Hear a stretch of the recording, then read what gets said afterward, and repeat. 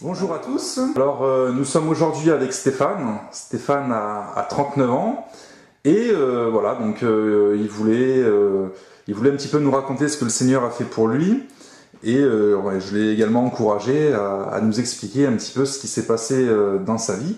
Est-ce que tu peux nous expliquer ton problème de thyroïde, donc ce que tu vivais en fait par rapport à cette pathologie, des problèmes de respiration. Est-ce que tu peux développer par rapport à ça? Oui, donc nous sommes en 2013. Depuis 2009, je souffrais de thyroïde, de hyperthyroïdie. Donc, maux de tête, perte de poids, un caractère totalement différent, énervé, angoissé, envie de pleurer, envie de mettre fin à ses jours, dans le pire des cas. Je ne prends plus de traitement. Voilà. Okay. Qu'est-ce que tu prenais comme traitement? Tu te souviens? Levothyrox 50. C'est un traitement, c'est un traitement à vie. Un traitement à vie? Traitement à vie obligatoire, et le moindre jour sans traitement et c'est la dégringolade. Voilà. Ok. Et en parallèle, donc à côté, en fait, tu avais un problème de respiration depuis quelques mois là? Depuis le mois de décembre, donc forcément l'hyperthyroïdie crée l'hypertension, donc problème respiratoire également, un poids sur la poitrine, impossible de prendre la respiration profondément, des problèmes au sport, voilà. Ok, d'accord. Et donc tu es venu... Bon, il y avait autre chose également, non? Il y avait par rapport à ta vie dans l'ensemble donc des problèmes de voisinage, on va dire, et des personnes qui manipulent tout ce qui est un petit peu spirituel, mais du mauvais côté. Et voilà. Donc, pour te faire du mal. Voilà, des attaques, sans cesse, à tous les niveaux, personnel, physique, amoureux, financier. Par jalousie? Par jalousie. Ok, t'as rien fait de particulier pour en arriver là, quoi. Non. Ok, et tu sentais que tu avais des oppressions liées à ça? Sans cesse. Et tu te souviens ce que tu me disais quand tu étais venu me voir, que tu avais l'impression d'avoir un nuage gris au-dessus de ta tête? Un nuage au-dessus de ma tête et tout autour de moi. Quelque chose qui m'empêchait d'être moi. Ok. Voilà, donc plus des attaques plus fortes, donc notamment quand je suis venu te voir, des sentiments de strangulation, d'étouffement. J'ai déjà eu une attaque cardiaque et en pensant à cette personne, j'en ai eu comme une seconde qui s'est manifestée. T'as 39 ans? Ouais. Ok, voilà. T'es jeune. Ok. Et moi j'ai pris la chose au sérieux quand tu étais venu me voir. J'ai prêché l'évangile, je t'ai expliqué que Jésus-Christ était crucifié, qu'il est ressuscité et qu'il est vivant pour guérir les malades, pour délivrer les personnes de toutes sortes de problèmes que tu as rencontrés. Et donc dans la prière, en fait, le Saint-Esprit a agi. Et est-ce que tu peux nous expliquer ce qui s'est passé le soir même ou à la suite? Le premier soir, j'avais un peu de mal à respirer en m'endormant. Je me suis quand même endormi. J'ai été réveillé à 3 ou 4 heures du matin avec la sensation d'être étranglé. Dans mon sommeil, je demandais à Jésus de me sauver, de m'aider. Et il y avait comme une musique et des trompettes qui résonnaient. C'était très très très fort. Et j'ai senti les trains se desserrer. En me réveillant, j'ai regardé où étaient mes mains pour être sûr que c'était pas moi qui était en train de m'étrangler, forcément. Et la musique continuait, les trompettes continuaient, et je demandais toujours à Jésus de m'aider. Et je me suis rendormi au bout d'un moment. Le lendemain matin, après avoir pris ma douche, etc., j'avais des marques de doigts sur la gorge. D'accord. J'ai pris des photos pour ne pas passer pour un fou, évidemment. Oui, d'accord. Donc je suis revenu te voir. Et on a persévéré dans la prière. Voilà. Et le deuxième soir, je me suis très vite endormi. J'ai commencé à m'étouffer dans la nuit. J'ai toussé et j'ai craché. Et... T'as craché un truc, tu m'as dit, j'ai toujours le message, un truc qui n'était pas de ce monde. Ah ouais, ça m'a fait rire. Ça ça ressemblait à une morille. Mais voilà, une énorme morille, j'avais jamais vu ça. Et depuis, je n'ai plus de problème de respiration. Tu n'as plus de problème de respiration. Je n'ai jamais aussi bien respiré que depuis ce moment-là. D'accord. Et ça a été frappant, quoi, vraiment frappant. Ok, et au niveau de ta thyroïde? Plus de problème. Je n'ai plus besoin de prendre de médicaments. Donc j'ai fait les prises de sang nécessaires et c'est la première fois que depuis 2009 je suis dans les normes. Alléluia, gloire à Dieu. Gloire à Dieu. Et tu te sens beaucoup mieux maintenant? Ouais. Et est-ce que tu peux nous expliquer après, donc au niveau des attaques spirituelles et des persécutions, donc au niveau des personnes qui t'en voulaient, est-ce que ces personnes te contactent à nouveau? Est-ce que tu as toujours des menaces? Je n'ai plus de menaces, je n'ai plus de messages, les personnes qui m'entourent n'ont plus de nouvelles de ces personnes. Je ne dirais pas qu'elles ont disparu, mais je pense que Dieu s'est occupé d'eux. Voilà. Donc, ok. Voilà. Le Seigneur te garde maintenant. Ouais. Il s'est passé un autre événement, donc on a continué à persévérer. Tu as continué également à percer dans ta recherche du Seigneur Jésus-Christ, et tu as été baptisé dans le Saint-Esprit également. Ouais. Voilà. Donc le Seigneur a continue à déposer quelque chose en toi, un feu, et il va achever son œuvre. Et maintenant, donc, tu es dans un processus de conversion, et tu désires en fait le baptême. Voilà, le baptême d'eau pour être en règle avec Dieu, puisque le baptême d'eau est un commandement du Seigneur Jésus-Christ pour ceux qui veulent se convertir, ceux qui acceptent Jésus-Christ comme leur sauveur et leur Seigneur. Et donc, tu es dans cette démarche. Tout à fait. Ok, ben, gloire à Dieu. Je t'encourage à persévérer dans la prière, dans ta recherche avec le Seigneur, dans le travail pour le Seigneur. En tout cas, voilà, Jésus-Christ est vivant. Il libère des personnes qui sont prisonnières, comme notre ami et notre frère Stéphane. Donc, des personnes qui sont tourmentées la nuit, qui ont des attaques, qui subissent des attaques spirituelles via des personnes qui font des procédés magiques, d'incantation, de magie noire, tout ça, tout ce genre de choses.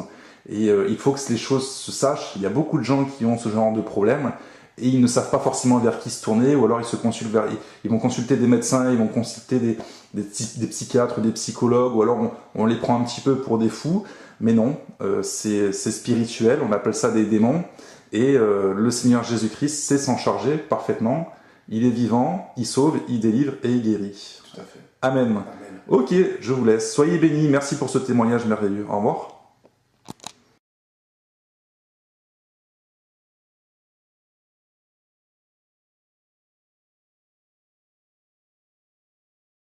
Bonjour à tous. Alors, je voulais maintenant faire une vidéo extrêmement importante concernant les signes de la sorcellerie. Donc, qu'est-ce que la sorcellerie, tout d'abord? Donc, la sorcellerie, c'est une pratique spirituelle occulte qui consiste à détruire des hommes. D'un point de vue spirituel, en fait, la sorcellerie consiste à invoquer Satan et des démons, ou à pratiquer toutes sortes de procédés incantatoires magiques, de manière à envoyer ces démons sur des personnes, en particulier pour qu'elles soient envoûtées, pour qu'elles aient des problèmes au niveau du corps, de l'âme ou de l'esprit, ou les trois en même temps, ou deux des trois. En tout cas, ça sert à détruire la vie des gens, c'est occulte, c'est secret, c'est discret, mais ça existe, c'est extrêmement répandu, et il y a énormément de victimes de sorcellerie à l'heure actuelle. La sorcellerie, c'est quelque chose qui est pratiqué par des personnes qui ont clairement fait alliance avec Satan et les démons, en vérité. Et ils ne se disent pas forcément tous sorciers, ils ne se disent pas tous forcément comme agents du diable. Que vous y croyez ou pas, la sorcellerie existe, Satan et les démons existent. Et si vous n'êtes pas protégé contre la sorcellerie par le sang de Jésus-Christ, eh bien vous n'avez pas la possibilité d'échapper aux démons qui sont envoyés contre vous. Donc ça, c'est quand même important de le savoir. Il y a énormément de personnes qui ont des troubles d'ordre spirituel, qui sont envoûtées et qui ne le savent même pas. Et qui cherchent à régler leurs problèmes, si vous voulez, par une filière médicale, scientifique, alors que le problème est de nature spirituelle et il faut le régler de nature... par une intervention spirituelle. Donc, moi, personnellement, je sers le Seigneur Jésus-Christ, et ce que je le fais gratuitement. Et ce n'est pas moi spécialement qui est capable de chasser les démons, mais c'est le Seigneur qui travaille avec moi, qui intervient et qui libère les personnes. Donc sur mon compte YouTube, j'ai mis quelques vidéos de ce qu'on appelle de désenvoûtement ou de délivrance, ou encore d'exorcisme, pour le terme catholique, bien que je ne sois pas catholique. Hein. Voilà. Mais voilà, donc c'était important de faire cette vidéo d'introduction. Donc là, je vais parler des signes et des symptômes de la sorcellerie. Donc qu'est-ce qu'on peut ressentir quand on est un petit peu envoûté? Qu'est-ce qu'on peut ressentir quand on est victime de la sorcellerie? Hein, au niveau des 3 composantes de l'homme, donc au niveau du corps, de l'âme et de l'esprit. Donc vous avez tout d'abord des symptômes, et c'est le plus flagrant, le plus répandu, des symptômes durant le sommeil.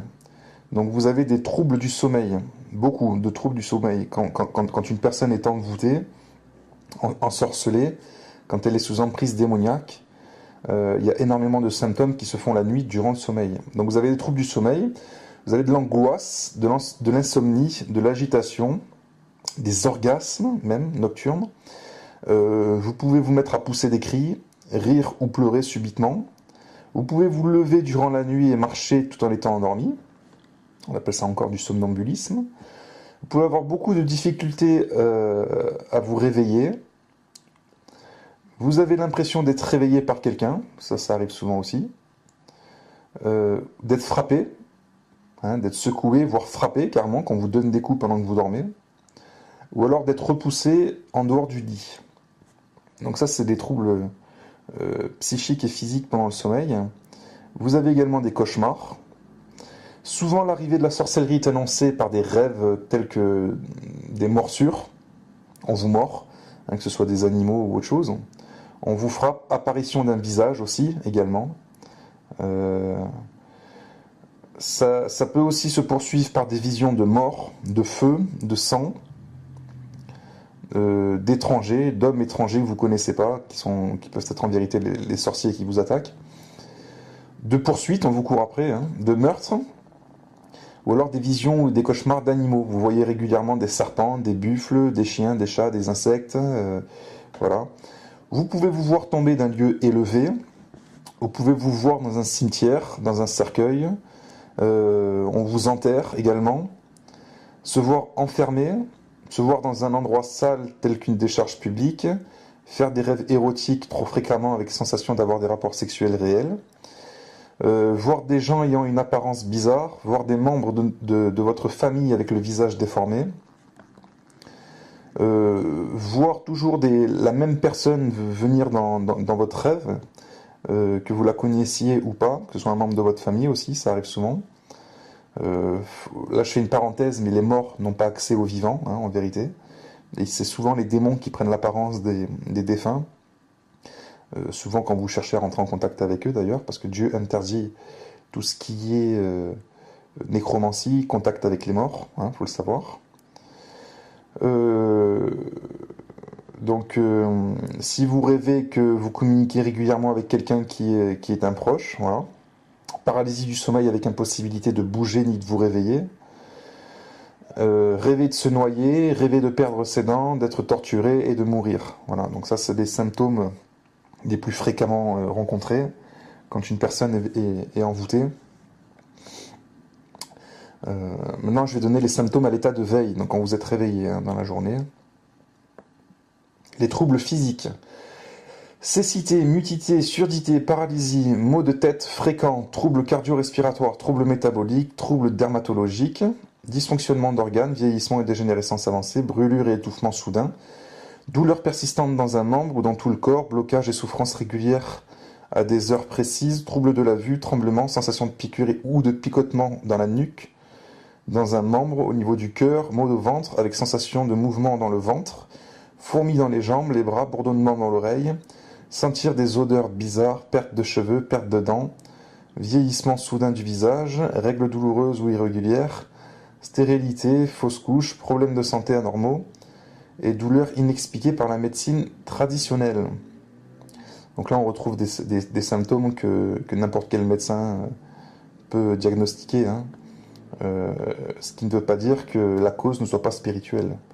Vous pouvez avoir des problèmes démoniaques et avoir ce genre de troubles physiques totalement analysables et observables par la médecine.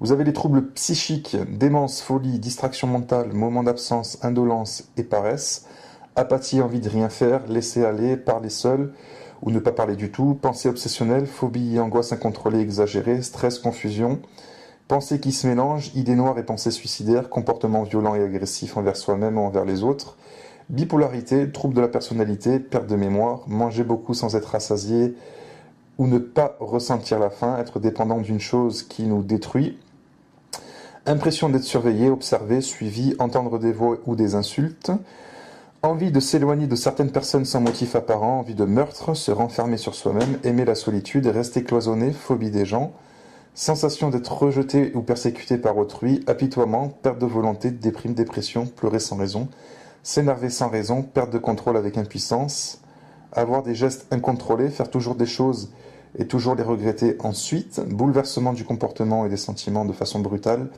être lunatique, rejet, fuite, dégoût brutal du conjoint. Vous avez maintenant des troubles spirituels, sensation d'être habité par une force ou une énergie, sensation d'acquérir un pouvoir ou une puissance spirituelle, flash, vision, visitation, révélation démoniaque, sentir des présences autour ou en soi-même, entendre des bruits étranges chez soi, craquement, frappement, eau qui coule, enfant. Disparition ou déplacement d'objets, voir des apparitions, des ombres, des monstres, des revenants, être témoin de manifestations étranges, traces de pas, signes de présence. Éprouver un rejet, une résistance ou un empêchement pour la prière, pour la lecture de la Bible. Autres troubles, échecs et blocages dans différents domaines de votre vie, travail, argent, études, sociales, affectives, vie amoureuse, mariage, enfantement, etc. Attirer toujours des problèmes et des mauvaises rencontres, subir toujours des persécutions et des catastrophes et s'en sortir de justesse. Donc toutes ces choses peuvent être la cause de démons envoyés par sorcellerie contre une victime. Je précise que ces symptômes peuvent également survenir par héritage générationnel, c'est-à-dire par transmission de vos ancêtres, des jugements divins et des malédictions divines qui ont touché vos ancêtres et qui vous sont transmises, ou par les propres péchés de la victime. Donc voilà, donc il y a 3 types de raisons d'être possédé en fait. Il y a la sorcellerie, il y a la transmission générationnelle des malédictions, et il y a également les propres péchés de la victime. Donc si c'est vous qui péchez, si c'est vous qui consultez des médiums, des sorciers, des voyants, si c'est vous qui trafiquez avec des pratiques spirituelles non autorisées par Dieu, comme la voyance, la magie, le spiritisme, etc., ou même des religions qui vous donnent en vérité accès au diable plutôt qu'à Dieu par Jésus-Christ, eh bien vous ouvrez des portes à des démons. Voilà. Donc, je vous ai donné grosso modo les plus gros symptômes, les plus fréquemment rencontrés sur Terre, voilà, concernant les envoûtements, la sorcellerie. Si vous êtes dans ce cas, si vous avez la conviction que quelque chose ne tourne pas rond dans votre vie ou en vous, ou autour de vous, si vous avez la sensation que il y a des forces spirituelles, des énergies, comme on dit, ou des mauvaises ondes, ou ce que moi j'appelle, ou ce que Dieu appelle des démons aussi. Et si vous ne savez pas comment vous en sortir, si vous avez également, je n'en ai pas parlé, mais j'avais parlé des coups dans la nuit, mais moi ça m'est arrivé de rencontrer des personnes qui se réveillaient le matin avec des bleus et des griffures, carrément.